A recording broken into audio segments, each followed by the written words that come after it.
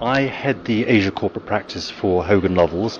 Hogan Lovells is a global firm with 2,500 lawyers in 44 offices around the world. And here in Asia we've got about 120 corporate lawyers and about 250 lawyers in total. We are indeed the only international law firm with a presence in Mongolia. My partner Mike Aldrich, who has been coming to Mongolia I think since the mid-1990s, and in fact he studied Central Asian history as his first degree, has a love of the country and the area, and so he was delighted when he was invited by GTS advocates to come and help them internationalize their practice a little more. So yes, we do have a presence here, and in fact that's paying enormous dividends.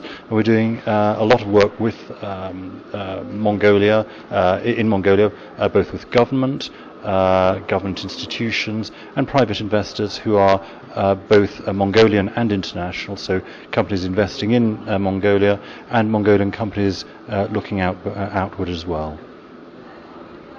So, how do you see the future development of Mongolia, or do you think that is it a great opportunity in Mongolia to investment and social community as well as in the legal firms for you? I think it's a tremendous opportunity. It's a great country with enormous potential.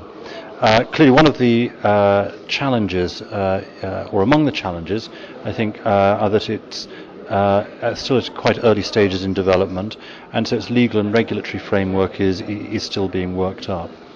There are also enormous demands for capital here, and clearly the government will need to prioritise how it can spend its capital in order to monetize the resources and the opportunities that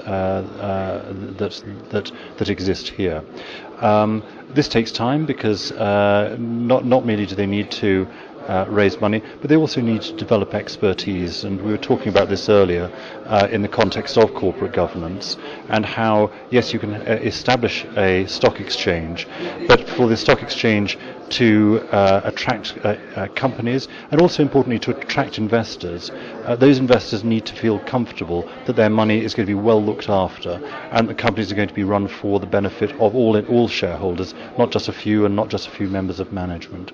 That requires a regulatory framework and skilled people, experienced people who will enforce it, but also general buy-in from companies and everyone into a framework and a mode of behaviour which will attract international investment.